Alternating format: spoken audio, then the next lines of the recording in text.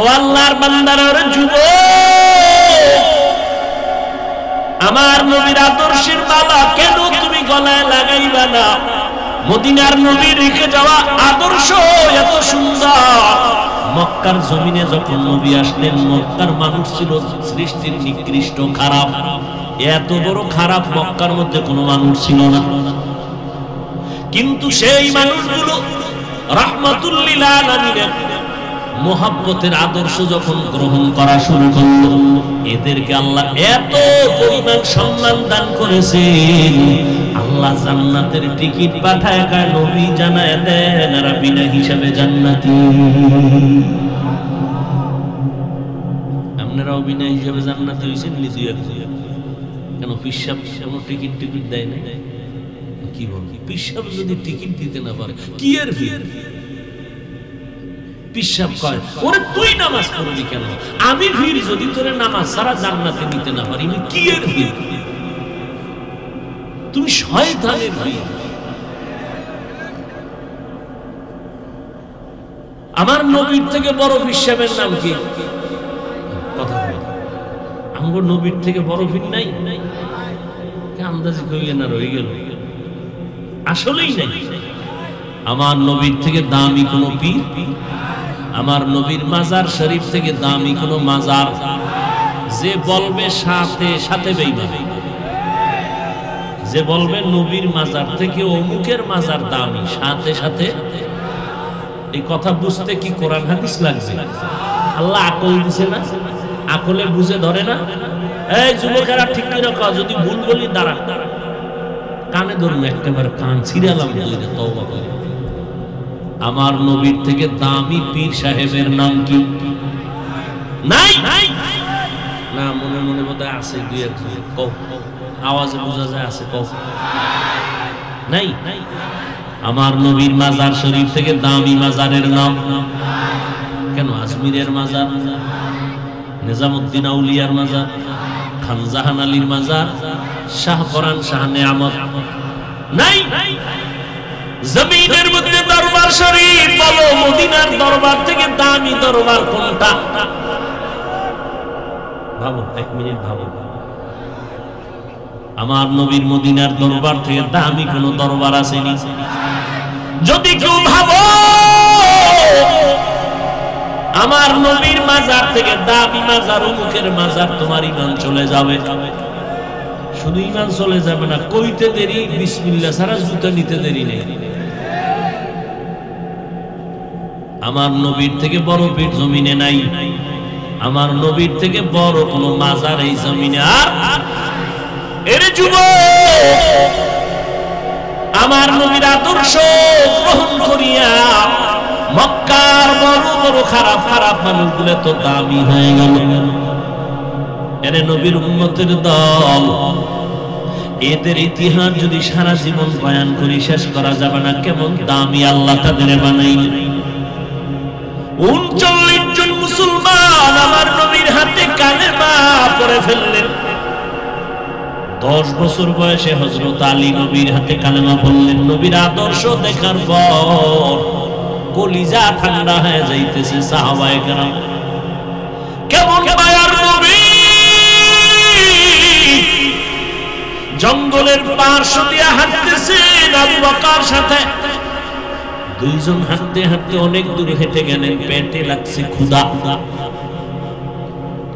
হঠাৎ দেখে একজন আল্লাহর বান্দা চেটিয়াল ময়দানে বকরি চড়ায় রাখাল। নবী দাঁড়াইলেন, আবু বকর দাঁড়ালেন। এই রাখাল, তোমার এই বকরিতে দুধ হয়? বলে হয়। আমার একটু দিবা না, ক্ষুধা লাগছে। রাখাল বলে, বকরির আমি রাখাল, আমি তো মালিক না, আমার অনুমতি নেই দেওয়ার, আমি মালিক না, আমি শুধু রাখাল।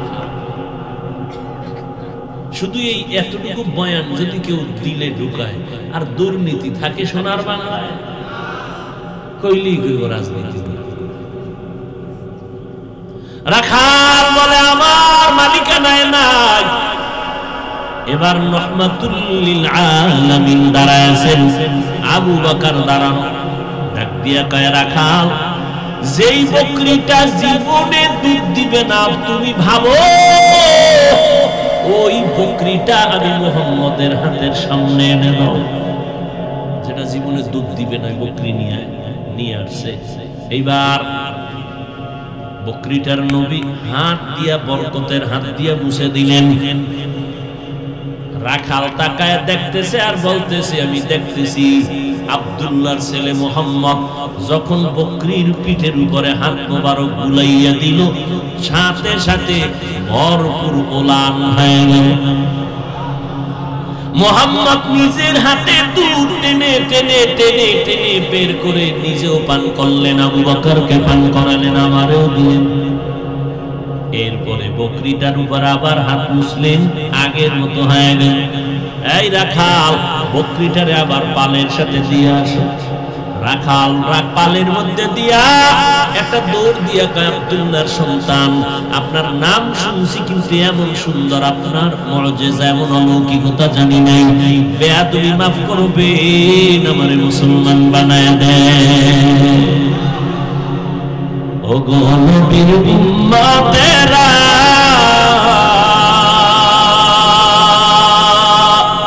হয়ে আজি দিশাহারা,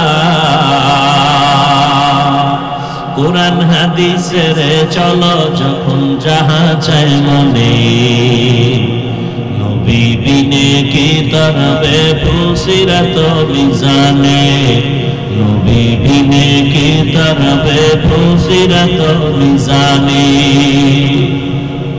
কেমন মায়ার নবী আমার, যে নবীর আদর্শ দেখে দেখে বেঈমানরা অল্প সময় কালেমাওয়ালা হয়ে গেল।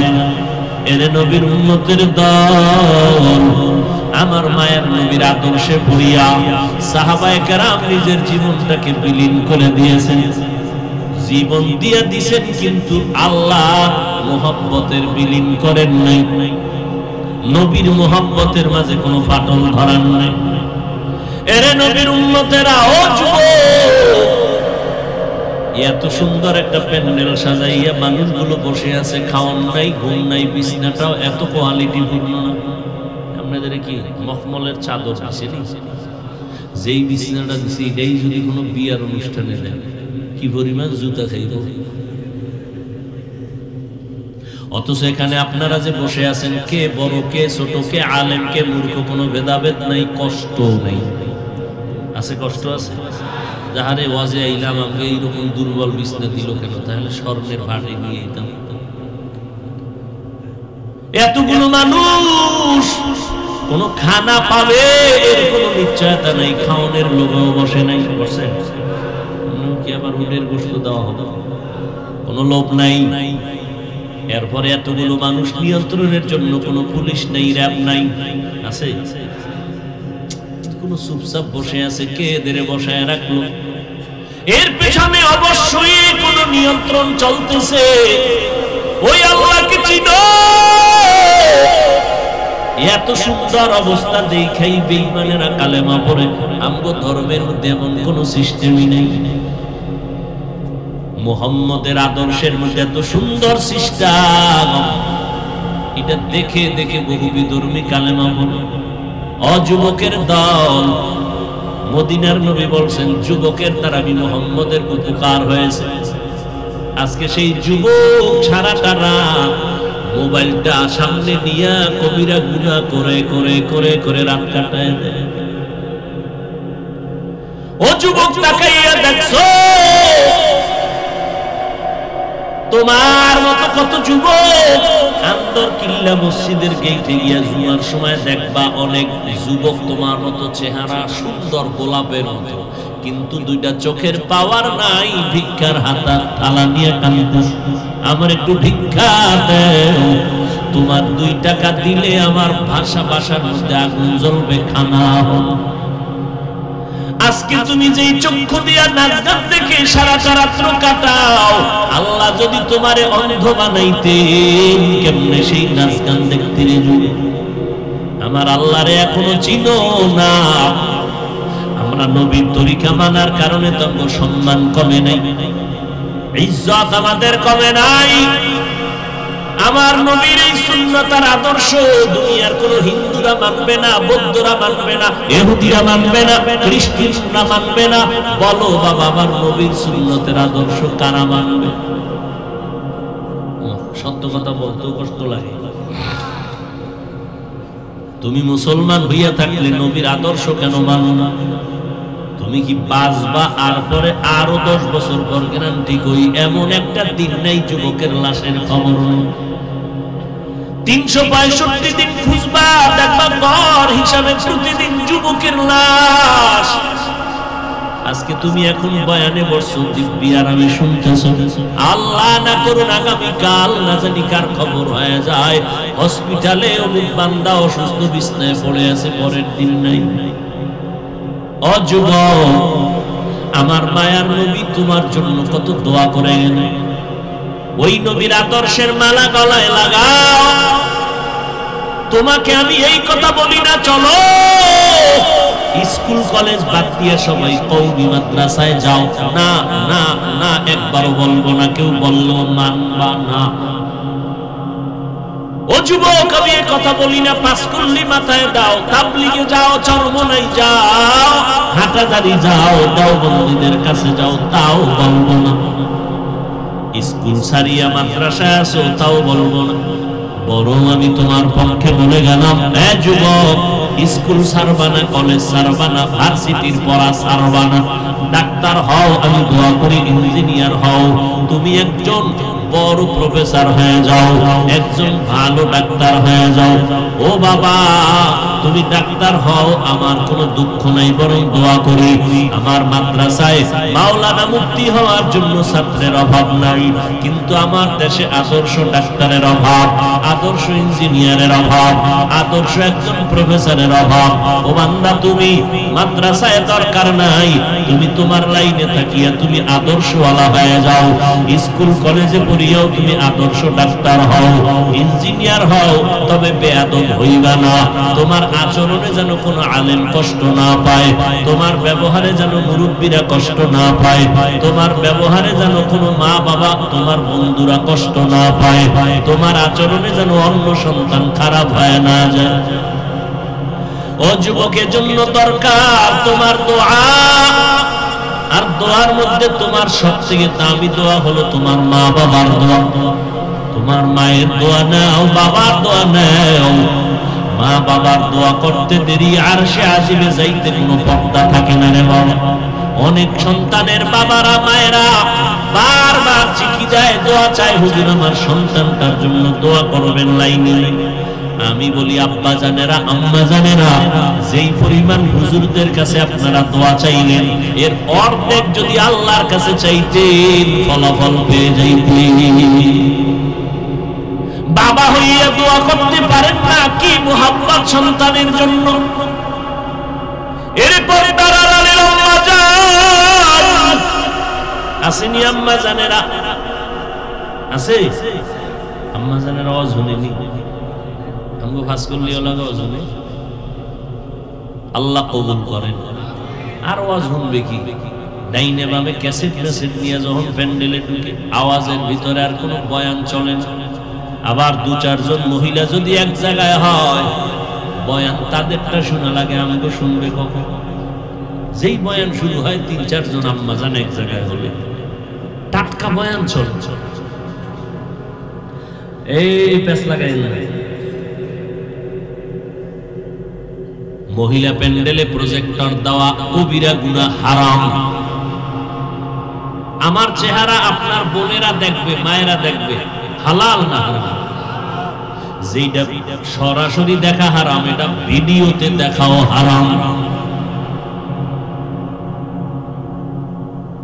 আপনি মানেন না মানেন, ফতুয়ার জায়গায় ফতুয়া, তাকওয়ার জায়গায় তাকওয়া। আমার চেহারা আপনার বোনেরা দেখবে, মায়েরা দেখবে, হালাল না হারাম? আল্লাহকে সাক্ষী রেখে বলেন, হালাল না হারাম? যেটা সরাসরি দেখা হারাম, তা ভিডিওতে দেখাও হারাম। যত গুনাহ হবে সব কমিটি। হেদায়েতের ওয়াজ কি বলবো, আমাদের বহু বুজুর্গরা ওয়াজই এখন বন্ধ করে দিতেছে। হেদায়েতের ওয়াজ দিয়ে সব ডাইরেক্ট কবিরা গুনাহ। ওয়াজ দিছেন হেদায়েতের, মার্কেট করবেন কেন? আবার দোকান দিছেন মহিলা সেখানে বেপরদায় দোকানে ঢুকবে কেন? এমন দোকান দিবেন কেন? যুবতীরাও ঘুরে, যুবকেরাও ঘুরে ওয়াজের মার্কেটে। এদিক দিয়ে সওয়াব, ওদিক দিয়ে গুনাহ, প্লাস আর মাইনাস। আল্লাহর কসম একবার, আল্লাহর কসম দুইবার, আল্লাহর কসম তিনবার। সরাসরি আমাকে দেখা যেমন কবিরা গুনাহ, এটা আমাকে ভিডিওতে দেখলেও কবিরা গুনাহ। ওই কক্সবাজার কালকে গেলাম টেকনাফ, হেন দেখলাম বক্তাবো ছবি দিয়া পোস্টার। আমি কই কিয়ামত আইতে আর দূর কত, কিয়ামতটার কত দূরে। মাস্তানি, শুধু মাস্তানি। এ অমুক এলাকায় ওয়াজ দেশে কয়দিন? কয়েকদিন। খেলা কারে কয়? আমরা দিব 2 দিন। এ অমুক জায়গায় বক্তা আনছে কারে? কয় হাজার টাকা? 30। আমরা 1 লাখ টাকার বক্তা আনলাম। খেলা জমায় দেয়, খেলাই জমতেছে, হেদায়াত চলে যাচ্ছে। খেলাই জমতেছে, হেদায়াত চলে যাচ্ছে। কান্নার বয়ান নাই, তওবার চিন্তা নাই, ওয়াজের প্যান্ডেলে বসেও কবিরা গুনাহ।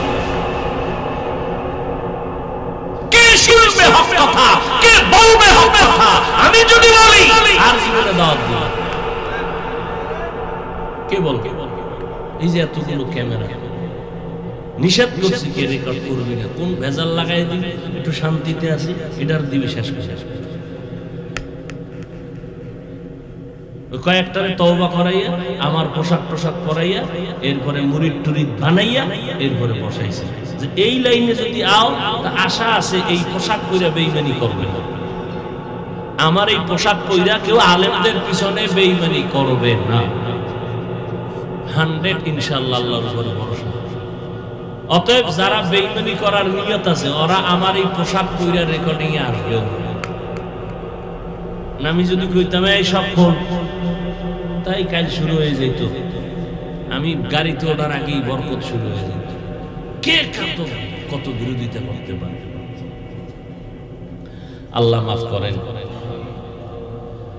আবু হানিফ ভাই আমেরিকান প্রবাসে আছে, মহিউদ্দিন আপনাদের এলাকার সন্তান। ওদের মহব্বতে দাওয়াতে আসি, চোখের সামনে তাকাইয়া যদি দেখি গুনাহ, আর আমি যদি এটা দেখেও চুপ থাকি, আমি বক্তা, আমি তো আগে যাব জাহান্নামে। বহু শ্রোতারা দেখবে বক্তার হাতে জাহান্নামের হ্যান্ডকাপ। কিও হুজুর কই যান? কই জাহান্নামে যাইতেছে, আমু পরে ফিডা ফাটা খাওয়ার পর। বিষয় কি? আরে আমি তবু বয়ান দিছি, কানছস না? নামাজ পড়ছো? বলছি আমি পড়ি নাই, আমি গাড়িতে উঠা বাসা পর্যন্ত ফেসবুকের মোরা খাওয়াইছি, ফজর টজর করি নাই। ওরে বেটা, আমি তো নিজে তাকায় দেখছি কত বক্তা বয়ানের পরে টুপি নাই, এরপরে গাড়িতে উঠা কি যে টানে। আমি জানি এক বক্তা 100 কিলোমিটার গাড়ি চালাইয়া ওয়াজে গেছে। যাইতে যাইতে বয়ানের টাইম যায়, এশার নামাজের টাইমও পড়া লাগবে নামাজ।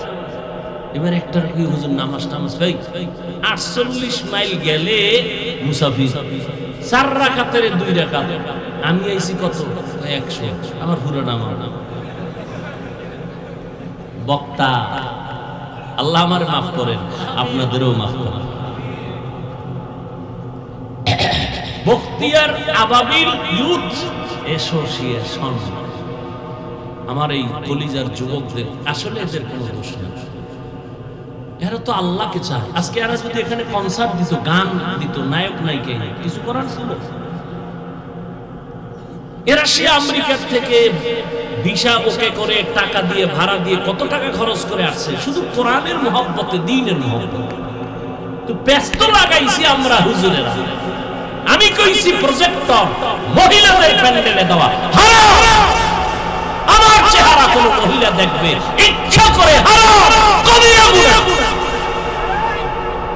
কিন্তু আমার থেকে বড় হুজুর, টাইটেল ওয়ালা, আমি তো লুঙ্গি পরা 3rd ক্লাসের হুজুর, আমার নাম কে নেই, কে চিনে? এরা যখন কইছে সব জায়েজ, সব জায়েজ। ওই যে বললাম বক্তব্য ছবি দিয়া ই করা, গেট করা, পোস্টার করা, আমার যদি ছবি দিত আমি দেখলেই মাহফিল ক্যান্সেল, যাব না। আমি ফতুয়া মানি, ফতুয়ার উপরে তাকওয়া, এটার উপরে চলার চেষ্টা করি। ইন্না আকরামাকুম ইনদাল্লাহি আতকাকুম। আমি যদি মানুষকে নামাজের বয়ান করি, আমি শুধু ৫ ওয়াক্ত পড়লে হবে না, আমার নামাজের বয়ানে যদি উম্মতের মধ্যে অ্যাকশন শুরু করতে হয়, তাহলে আমি শুধু ৫ ওয়াক্ত পড়লে অ্যাকশন হবে না, আমার পুরা তাহাজ্জুদ করে মাওলার কাছে কান্নাকাটি কইরা এরপরে অ্যাকশনের দরজায় ঢুকতে হবে। এত সোজা। পুলিশে আসামি দইরা থানায় নিয়ে কি ভিডান ভিডায়, কোনো কান্দে না। আর ওয়াজের ভ্যান্ডেলে মানুষ কান্দে, ওরে ভিডায় কে? আর নিমক হারাম, তুমি সে কান্নার বিরুদ্ধে আবার কালা চশমার হুজুরে লাইভ দেয়, এত কান্দে না। নবী এত কাঁদে না, লাইভ দেয় কালা চশমার হুজুর কান্নার বিরুদ্ধে। এজন্য রাসূল বলে গেছে, এই উম্মতেরা, দুনিয়াতে যদি কোনো খারাপ মানুষ দেখতে চাও, একদল চূড়ান্ত খারাপ হবে তারা উলামা, আর যদি ভালো মানুষ দেখতে চাও তাও হবে একদল উলামা। মানে উলামা চূড়ান্ত ভালো হইলে খারাপ কেন? চূড়ান্ত খাদ্য বিরিয়ানি খারাপ হইলে ভান্তাবাতের মতো মূল্য, চূড়ান্ত ভালো আলেম ভণ্ডামি করলে গাঞ্জাখোরের মতো দাম নেই।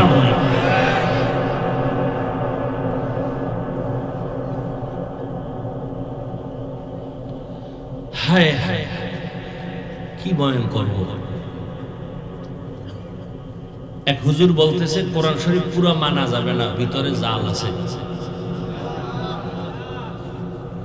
দেখি আমি আমেরিকার খবর কইতেছি, সোনার বাংলার তাজা খবর। বিশাল বড় মাওলানা, হে কয় কোরআনের ভিতরে জাল। একজন কয় হুজুর কি পরিমাণ? কয় হাদিসের থেকেও বেশি জাল। ও ভাই, কোরআনের মধ্যে যদি ভেজাল হয় এই সন্দেহ অন্তরে থাকে, তো ইসলাম আছে, আল্লাহ আছে, আমি হুজুর শেষ, সব আর বয়ান করব কি? আওয়ামী লীগ ওয়ালারা বলে নাই, বিএনপি ওয়ালারা বলে নাই কোরআনে যা বলেছে এক মাওলানা। কি বয়ান শুনবেন? কে বলবে এই কথা? বড় আফসোস, এখানে বয়ানে বসছেন একটু ঈমান তাজা করার জন্য। ভালো করে মনে রাখবেন, বলে গেলাম, মানেন আর না মানেন, আজীবনের জন্য কথাটা ঘরে লিখে রাখবেন। ভালো কাজ যদি আল্লাহর জন্য কাজ করতে গিয়ে যদি কোনো গুনার ভিতরে শামিল হয়, তাহলে ওই কাজে অ্যাকশন নয় রিঅ্যাকশন হবে, এটা মনে রাখবেন, লিখে রাখবেন। কোনো ভালো কাজ করতে গিয়ে যদি অপরাধে জড়াইয়া যায়, ভালো করার নিয়তে যদি অপরাধ কইরা ভালোর দিকে যায়, গুনায় শামিল হয়ে যদি কোনো নেক সাধন করতে চায়, তাহলে ওই নেক সাধন করে কোনো ফায়দা হবে না, রিঅ্যাকশন হবে। ভালোটাকে ভালো সিস্টেমে করতে হবে। হাদিসও পড়ছি আজকে, লা তাআতা লি মাখলুকিন ফি মাসিয়াতিল খালিক। আল্লাহকে অসন্তুষ্ট করে পৃথিবীর কাউকে খুশি করা হারাম।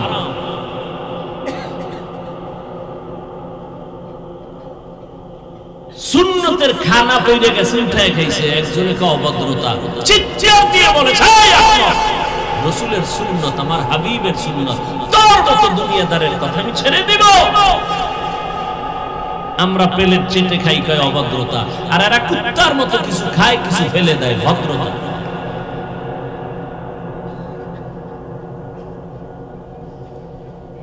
পর্দার আড়ালের আম্মা জানেরা, ভালো করে শুনেন,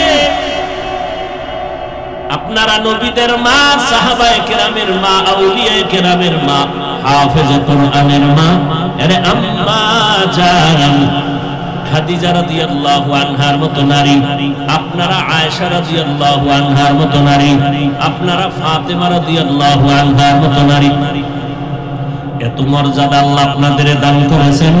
আরে আম্মা জান, এই দুনিয়াতে যত ভালো ভালো সন্তান আছে রে মা, চেয়ারম্যান সাহেবের ব্যবহার ভালো, ওসি সাহেব ভালো মানুষ, এসপি সাহেব বড় ভালো, খোদার কসম করে বলে গেলাম, যত ভালো ভালো বলছেন খোঁজ নিয়ে দেখবেন ওই বান্দার নিজস্ব কোনো বাহাদুরি না, ভালো মায়ের অবদান।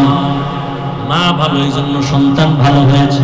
মায়ের আদর্শের কারণে একটা ডিসির ব্যবহার ভালো হয়ে গেছে। বাসায় গেলেই মা তাড়াতাড়ি বুঝায়, এই বাবা ডিসির চেয়ারে বসে অহংকারী করবি না। কত বাবায় সন্তানের বুঝায়, বাবা মইরে যাবো, তুই তো ডিসি, তুই তো এসপি, খবরদার কোনো মানুষের উপরে জুলুম করবি না, এরকম বুঝায় না? হ্যাঁ, ওই মা বাবায় বুঝায়। আবার কিছু মা বাবা আছে কয় যত পারো খাবি, আমগো কিছু দিবি। বুঝেন না কথা? এক জায়গায় ওয়াজে গেলাম, থানার ওসি আইসা বইয়া বয়া বয়ান শুনে, হুজুর আমি আপনার বয়ান শুনি বড় ভক্ত। আর থানায় যখন ওজে রওনা দিলাম, রাস্তার মাঝে টেলিফোন ওসি সাহেবকে, আইয়েন না, আপনার ওয়াজ বন্ধ। দুজনই ওসি। বুঝেন না কথা? এরে যুবক, ও পর্দার আড়ালের আম্মা জান, কথা বলতে বড় ভয় লাগে, কি না জানি আবার তিল বানাইয়া তাল বানাইয়া কাও। হাফিজ ভাইয়ের মধ্যে অহংকার বলতে চাই না, ও ভাই ভুল তো হইতেই পারে, কিন্তু যদি শরীয়তের বিরুদ্ধে কোনো ভুল পাও আমাকে ধরায় দাও, আমি তোমার পায়ে চুমা খাইয়া তওবা করতে রাজি। কিন্তু যেটা দোষ না, এটারে দোষ বানাইয়া নিজে কবিরা গুনাহ করিও না। আমার বিরুদ্ধে যে যত লেখালেখি, আরে ভাই এত আমি বুঝাইতে পারলাম না সোনার বাংলাদেশের আলেমরে। ভাই আমি তো বাঘ না, ভাল্লুক না, আমার দোষ কি বলো? কোরআন সুন্নাহর আলোকে কোনো দোষ থাকলে বলো, আমি জাতির সামনে ওপেন তওবা করব। পিছনে পিছনে কেন? পিছনে পিছনে কেন? আমি এমন কি কথা বলেছি যেটা শরীয়তের বিরুদ্ধে গেছে, ইসলামের বিরুদ্ধে গেছে? আমি যতটা আঘাত, আক্রমণ বা যতটা ইনজেকশনের কথা বলেছি, প্রত্যেকটাই ওই দিন না পরের দিন বুঝছে ঠিকই বলেছি। কিন্তু যেই লোকটা সুদ খাইয়া মজা পাইছে, ওই লোকটা সুদের বিরুদ্ধে বয়ান শুনলে কষ্ট পাবে, এটাই স্বাভাবিক। যেই লোক বেপরদায় চলতে গিয়ে মজা পেয়েছে, ওই লোকটার সামনে বেপরদার বিরুদ্ধে বয়ান করলে স্বাভাবিক কষ্ট পাবে। ভাইরা আমার, ওই মা নিজের জীবনকে উৎসর্গ দিয়া সন্তানকে আদর্শওয়ালা বানায় গেছে। এজন্য মাকে ইমাম গজালি বলেছেন, প্রত্যেকটা সন্তানের জন্য আদর্শ শিক্ষিকা হলো তার মা।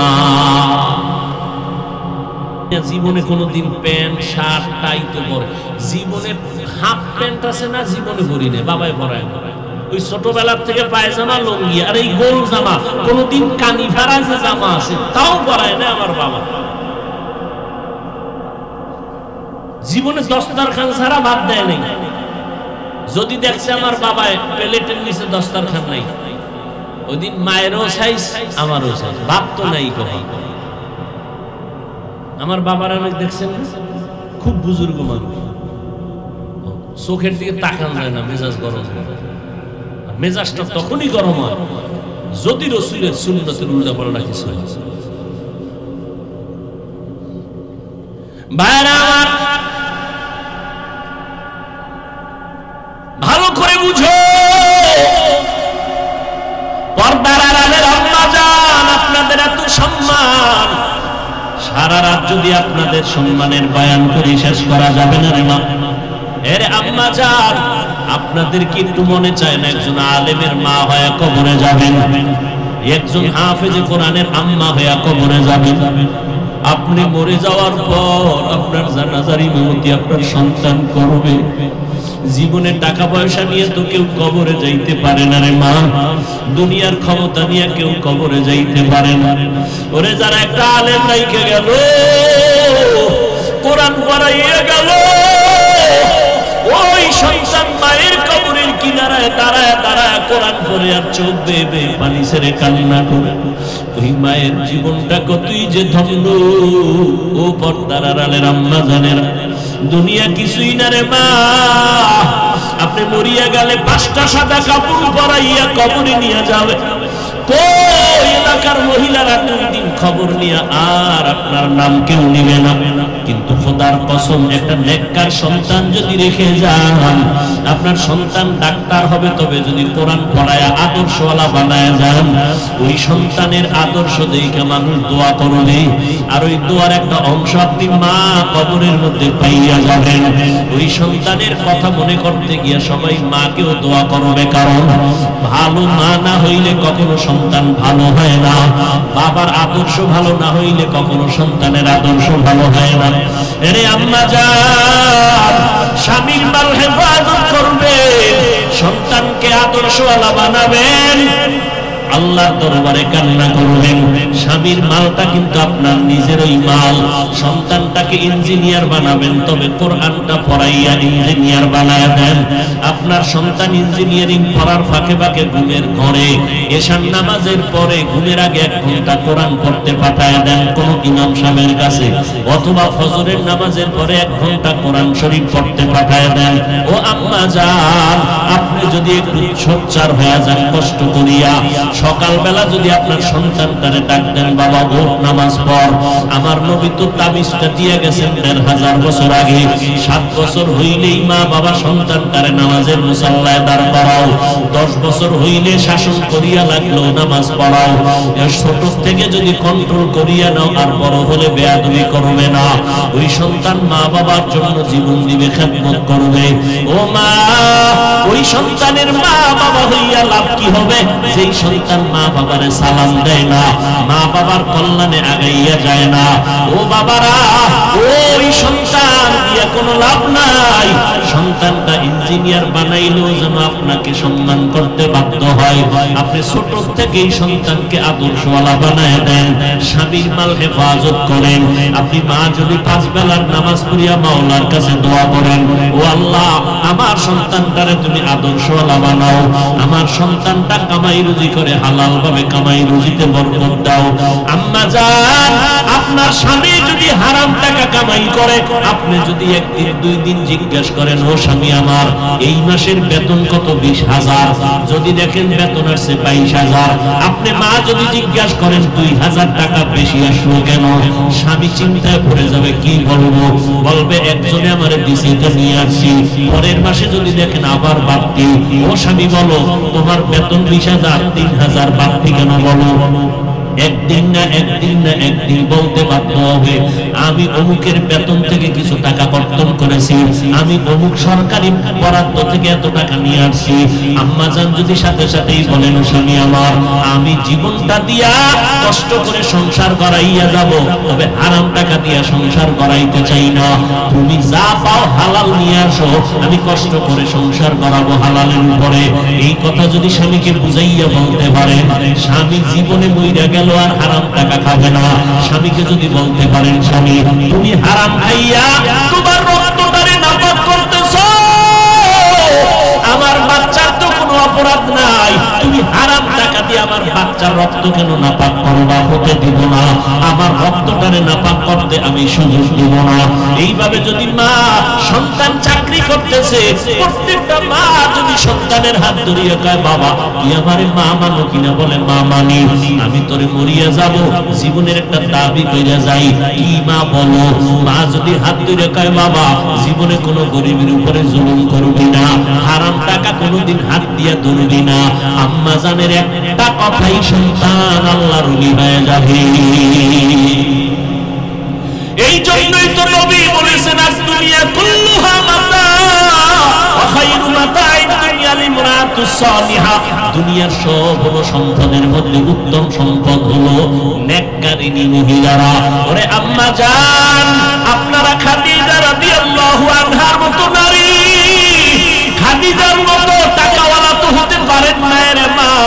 ওই খাদিজা রাদিয়াল্লাহু আনহা আরবের মধ্যে এত বড় ধনী, আমার নবীকে বিবাহের বন্ধনে আবদ্ধ করার পরে 2 জন স্বামী বিদায়ের পর আমার আম্মা জান আমার নবীকে গ্রহণ করলেন। আম্মা জানের বয়স 40, নবীর বয়স হলো 25। এই সময় নবীর ঘরে আসলেন আম্মা জান। আরবের ধনী নারী খাদিজা সব সম্পদ স্বামীর দান করে দিয়েছে, আর আঙ্গ করে করেন আম্মা জানেরা, স্বামীর কামাই চুরি করে করে গুনার রাস্তায় ব্যয় করে। স্বামী বেচারা বিদেশ থেকে ব্যাংক অ্যাকাউন্ট কইরা স্ত্রীর নামে টাকা দিয়েছে, কত মহব্বত, আর সে টাকা খরচ কইরা ফিরা উল্টা পাল্টা রাস্তায় দৌড়ায়। স্বামী বেচারা দেশে আইসা দেখে ব্যাংক অ্যাকাউন্টে কোনো টাকাই নাই। কয়েকদিন খুঁজা টুইজা তদন্ত করতে নাইমে দেখে বউ নাই, হিজরত কইরা কই গেছে খবর নেই। আবার স্বামী বেচারারও একটু ভেজাল আছে, কি ওই বউ আনে না, আছে বউয়ের যৌতুক। বিয়ার আগে বলছিল ভিসা দিবিনি, মাইয়ে নেব। শ্বশুর বাড়ির থেকে ভিসা নিয়ে বিদেশ যাবে, বিয়া করছে এই শর্তে বিদেশে যাওয়ার ভিসা দিতে হবে, এই শর্তে বিয়া করছে। যৌতুক হারাম, হারামে কোনোদিন আরাম নাই। ও ভাই, যারা হারাম টাকা কামাই করে সংসার চালান, আপনার সন্তান সংসারে জীবনে শান্তি আসবে না। আল্লাহর কসম, পারলে লিখে রাখেন, আপনার হারাম কামাইয়ের ঘরের সন্তান কোনোদিন আপনারে সম্মান দিবে না। লিখে রাখেন, কোনোদিন সম্মান দিবে না। ওই যে কয়েক মাস আগে ঢাকা বাড্ডা থানায় কোটি টাকার মালিক বাবায় পড়ে গেল, দুইটা বড় বড় শিক্ষিত সন্তান রেখে গেল। 24টা ঘন্টা দুই ভাই বাবার টাকা নিয়ে ঝগড়া করলো, লাশটা ফালায় রাখছে, 24 ঘন্টায় দাফন করার কেউ নেই। এমন কুলাঙ্গার সন্তান জন্ম দিয়া কি লাভ হবে? এমন কুলাঙ্গারের আব্বা দাবি করলে কি লাভ হবে রে আম্মা জান? ও আম্মা জান, আপনারা হয়তো মনে মনে বলবেন, হুজুর খালি আম্মু কোন, আব্বাদের কেন কোন না? আরে আম্মা জান, বাবা এবং মায়ের তুলনায় সন্তান মায়ের কাছে সময় দেয় বেশি, মাকে ফলো করে বেশি। এই জন্য বলি, মা হলো আদর্শ শিক্ষিকা, আব্বাকে বলে নাই। কারণ বাবায় সংসার ঠিক রাখতে খাওয়ান নাই, ঘুম নাই, দৌড়ার দৌড়, সারা জীবনটা কষ্ট। কোন স্বামী নিজে আরামে থাকার জন্য কষ্ট করে না, বউরে আরামে রাখবে, সন্তানকে হাসি মুখে রাখবে, গাধার মতো কষ্ট করে স্বামীরা। আম্মা জানেরা বুঝে না। যদি বুঝতো তাহলে পানির গ্লাস নিয়ে দাঁড়ায় বলতো, আসো ঘরে আসছো, ঘাম মুছাইয়া দিত আর পানির গ্লাসটা দিয়ে দিত। বরং আম্মা জান একটু এতক্ষণ নড়াচড়া করছে, যেই টের পাইছে স্বামী আইছে, আস্তে শীত কটানো হয়ে গেছে বিছনায়, কি আমি অসুস্থ, পানি দাও, নিয়ে খাও, নিয়ে খাও, আমি তোমার খেদমত করবো কেন? এরকম আম্মা জান আছে না? আপনারা তো ফাতেমা রাদিয়াল্লাহু আনহার থেকে দামি না? এরে আম্মা জান, এই আপনারা যারা স্বামী আছে কি বলবো, এই খাদিজা রাদিয়াল্লাহু আনহা, আয়েশা রাদিয়াল্লাহু আনহা, ফাতেমা রাদিয়াল্লাহু আনহার জীবনী নিজেও পড়বেন, স্ত্রীদেরকে আইনা দিবেন, পড়তে দিবেন, বাংলা কিনে দিবেন। আর কান্নাওয়ালা উলামা যারা হক, এদের বয়ান শোনাবেন। শুনে না, ঘরের মধ্যে খালি ঝাম বাড়াইয়ে রাখে, বাচ্চার কান্না যেন টের না পাওয়া যায়, খালি বয়ানের আওয়াজ। খোদার কসম, খাঁটি আল্লাহওয়ালাদের বয়ান ঘরে বাজার, বড় আওয়াজ দিয়া সাউন্ড দেন, সব ভূত ঘর থেকে দূর হয়ে যাবে। একদিন না একদিন স্ত্রীর সোজা লাইনে চলে আসবে। একটা কথা কানের মধ্যে ধাক্কা লাগবে, হেদায়েতের দরজা খুলে যাবে। আম্মা জানদেরই বলছি, সম্মানের বয়ান করতেছি, আপনাদের অপমান না, আপনাদের এত সম্মান। আমগো পুরুষের ওই পরিমাণ সম্মান নাই। কিয়ামতের দিন আমার আল্লাহ যদি জিজ্ঞাসা করে, ও হাসরের কোটি কোটি মানুষ, আজ আমি এই মানুষের মধ্যে একজনকে পুরস্কার দিব, ওই ব্যক্তিটাকে দাঁড়াও, কোটি কোটি মানুষের সামনে আমি পুরস্কার দিব। কে? আমার মুহাম্মদ। মুহাম্মদের হাতে প্রথম কালেমার দাওয়াত কবুল করেছো, দাঁড়াও। কোটি কোটি মানুষের সামনে আমি আল্লাহ তারে পুরস্কার দিব। দুনিয়ার কোন পুরুষ দাঁড়াবার ক্ষমতা হবে না। একজন নারী দাঁড়াইয়া, আম্মা জান দাঁড়ায় বলবে, ও দয়ার মালিক, আমি একজন নারী মুহাম্মদের হাতে প্রথম কালেমার দাওয়াত গ্রহণ করেছি, আমি একজন নারী হলাম খাদিজা। আমার আল্লাহ যদি বলে, আমার মুহাম্মদের দিন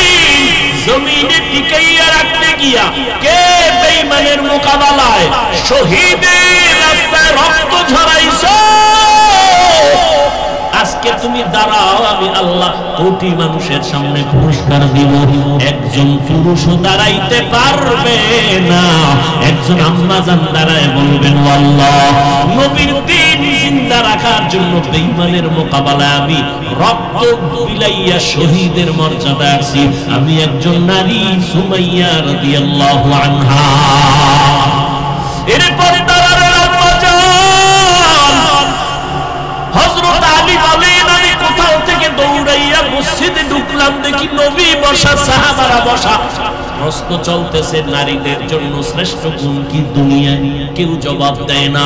আমি বসে থাকি, আবার দৌড় দিয়া গেলাম ঘরের ভেতরে। ঘরের দরজায় গিয়ে সালাম দিলাম। তেমনি আপনারা সালাম না, এটা সালাম দিই আমরা বেগানারে। বেগানারে সালাম দেয়, বউরে দেয় না, বেআইনেরে দেয়। সালাম না লাগলেও শালীরে সালাম দেয়, বউরে সালাম দেয়। নিমক হারাম কপাল করা মুসলমান। আবার কবে নবীরা আসে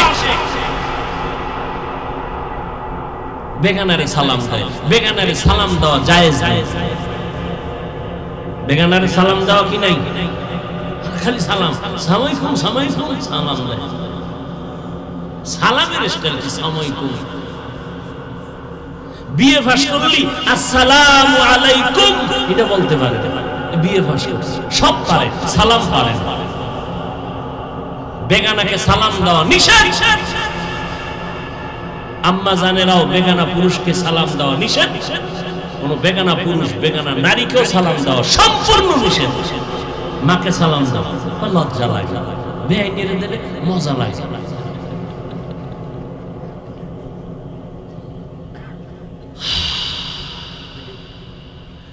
ও আল্লাহর বান্দারা, হযরত আলী বলেন, আমি ঘরের দরজায় গিয়ে সালাম দিয়েছি, আসসালামু আলাইকুম ইয়া আহলাল বাইত। ঘর থেকে জবাব ওয়া আলাইকুমুস সালাম। জানা থাকলে বলবেন কে সালামের জবাব দিয়েছে? ফাতেমা রাদিয়াল্লাহু আনহা। দরজার সামনে কে? আরে ভেতরে না ফাতেমা, বাইরে কে? হযরত আলী। আলীর ঘাম ঝরতেছে। ফাতেমা রাদিয়াল্লাহু আনহা কেমন মহিলা! গ্রামে একটা প্রবাদ আছে না, সংসার ধন্য হয় রমণীর গুণে। আজ গোটা দুনিয়াতে রাসূলের বংশধারা এখনো জিন্দা আছে ফাতেমার মাধ্যমে। ফাতেমার মাধ্যমে। এরে আম্মা জানেরা, ফাতেমাকে আলী দেখতেছেন হাতে ময়লা লাগানো কাজে ব্যস্ত।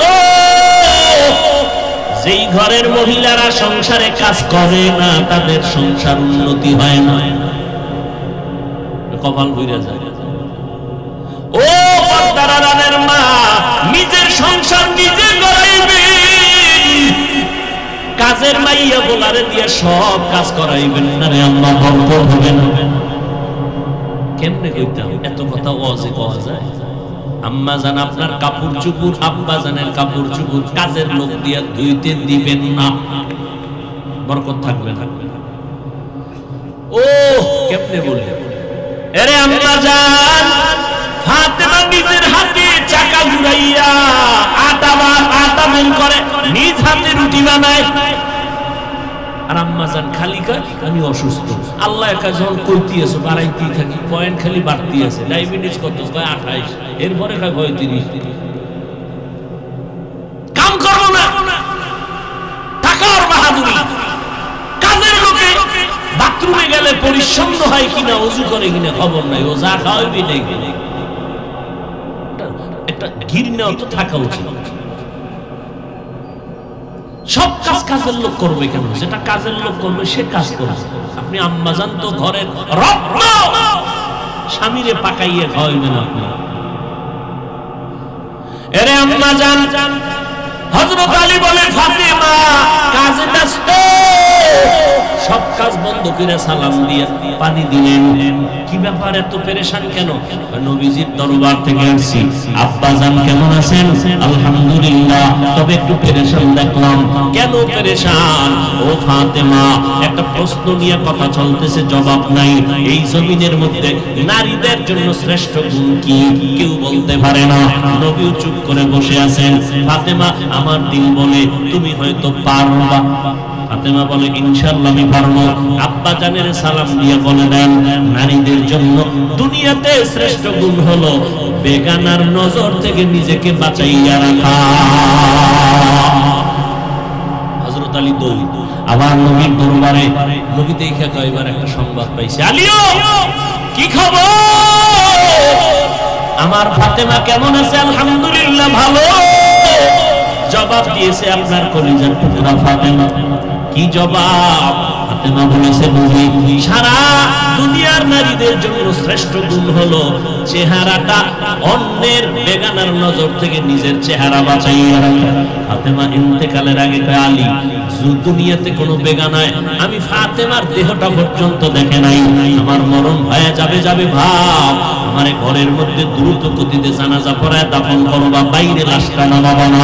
বাইরের লোকগুলো দেখিয়া আমার কাফনের উপর দিয়ে আমার দেহটা দেখা বলবে নবীর কন্যা এত বড় লম্বা এত মোটা ছিল, দরকার নাই, আমার জানাজা ঘরের মধ্যে কমপ্লিট করে দাফন করে দিন। আরে আম্মা জান আপনারা তো ফাতেমা রাদিয়াল্লাহু আনহার মতো নারী, ফাতেমা যদি পারে আপনি কেন পারবেন না? পারার পরও দেখেন ফাতেমার উপরে কেমন খুশিয়ারি সংকেত।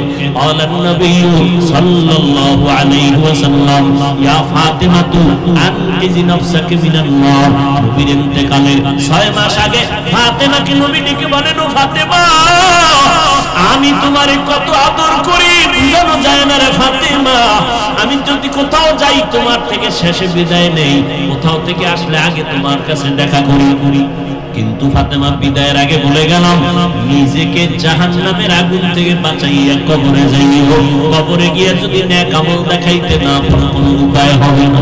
ও নবীর উম্মতের দল, আমার মায়ার নবী রাহমাতুল লিল আলামিন কলিজার টুকরা ফাতেমা জান্নাতের নারীদের সরদারিনী, তাকে যদি এত কঠিন কথা নবীর জবানে বলতে পারেন, ও চট্টগ্রামের আনোয়ার আর আম্মা জানেরা আপনাদের আমলের খবর কি, ঈমানের খবর কি, স্বামীর খেদমতের খবর কি, সন্তানের হক কি পরিমাণ আদায় করেছেন, আম্মা জান পর্দা কতটুকু রক্ষা করতে পেরেছেন, আপনার সতীত্ব আপনার চরিত্র কি পরিমাণ ঠিক রাস্তায় রাখতে পারছেন, আল্লাহর সাথে একটু হিসাবটা তাড়াতাড়ি মিলাইয়া যান, কোন দিন কবরে ডাক আসবে বলা যায় না।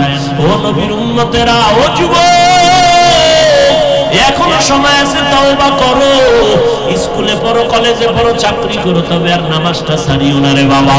মা বাবার দোয়া নিয়ে সামনে আগাও, জীবনে যদি ভুল করিয়াও থাকো এখনো সময় আছে, তওবা করো, আল্লাহর মহব্বত নিয়ে চলো। আজকে তোমার মতো স্বাধীন চিন্তা করিয়া যদি আমি হাফিজুর রহমান প্যান্ট শার্টটাই লাগাইয়া রাস্তায় চলতাম কেউ আমারে বাধা দিত না। টুপিটা মাথায় দেওয়ার কারণে মাথা গরম লাগে, এরপরও কেন টুপি ফালাই না?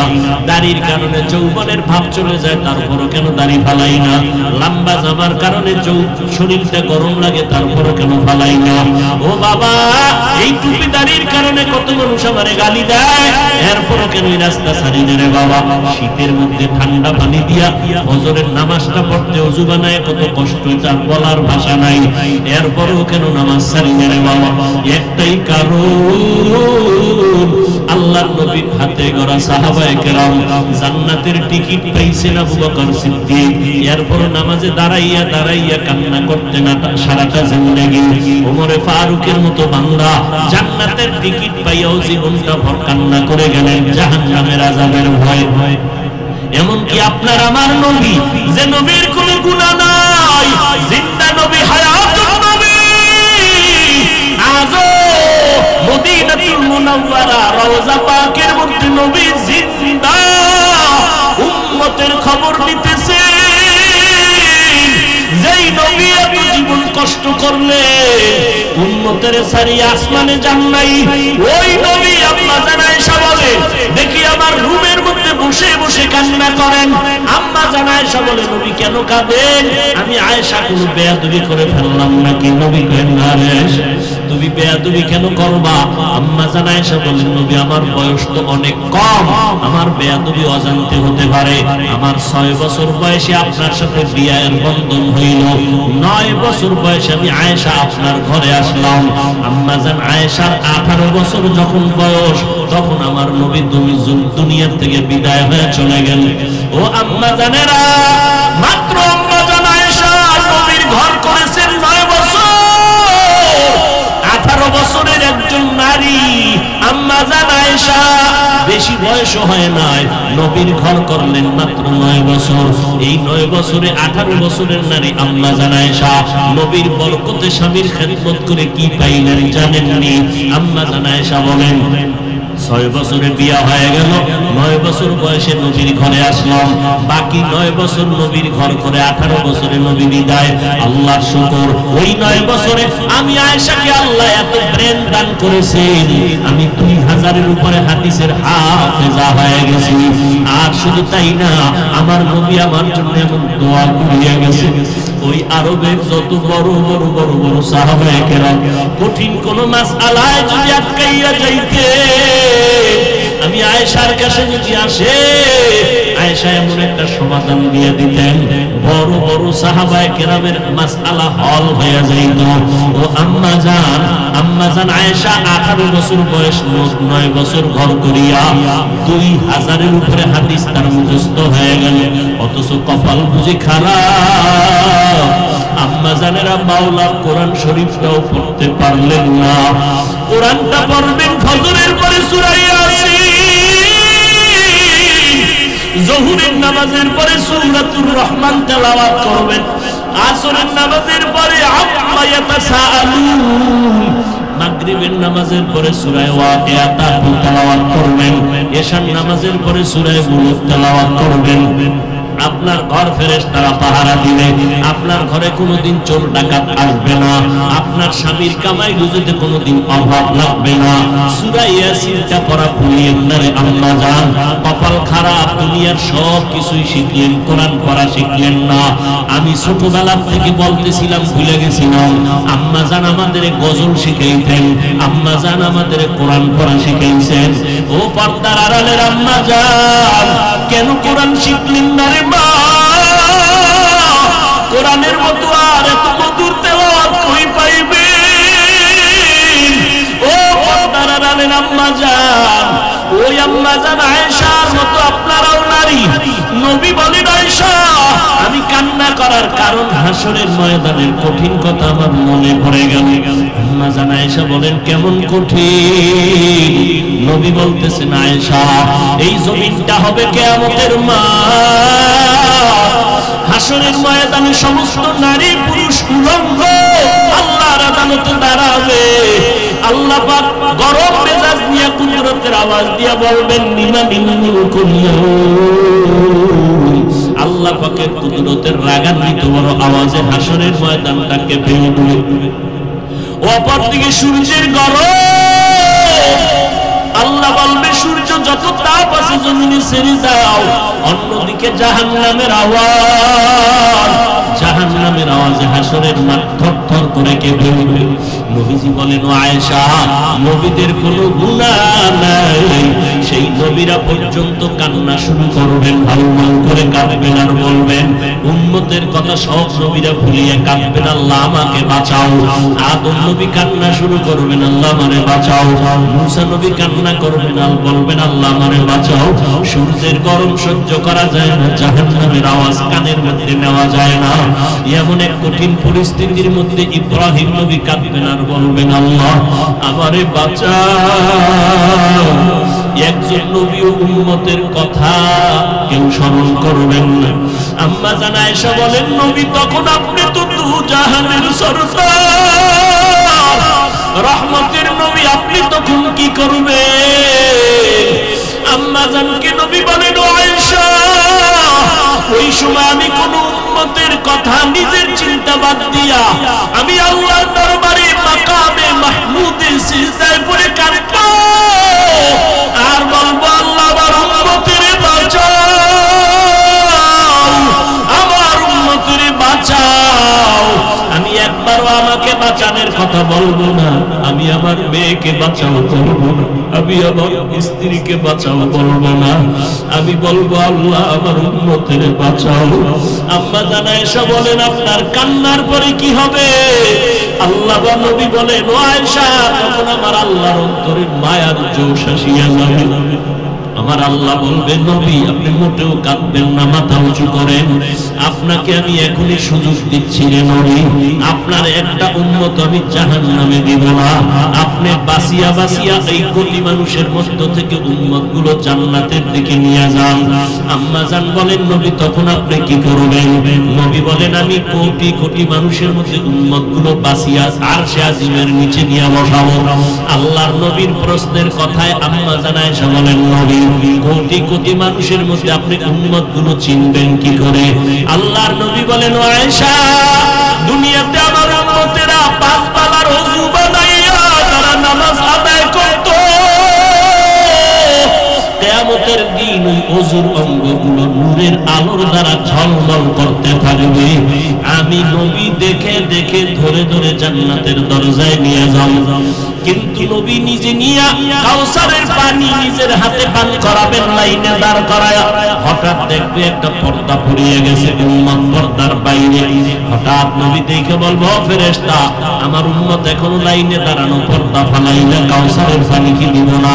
ফেরেশতারা বলবে নবী এই উম্মত গুলো আসলে আপনার দাবি করলো, আসলে হাকিকতে আপনার দুশমন, এরা আপনার উম্মত দাবি করিয়া নামাজ পড়ে নাই, আপনার উম্মত দাবি করত হালাল খায় নাই, আপনার উম্মত দাবি করিয়া পর্দা করে নাই, বরং আপনার সুন্নতের জবাই করত। ওলামায়ে কেরাম পায়ে ধরিয়া বলার পরেও তারা সঠিক পথে চলে নাই। নবী রাগান্বিত হইয়া বললেন সহকান সহকা, এ আমার উম্মতেরা তোমরা তাড়াতাড়ি ভেঙে যাও, আমি আজকে তোমার এই কর্মকাণ্ডে স্বীকার করে নিলাম আমি তোমার নবী না, তোমরা আমার উম্মত না।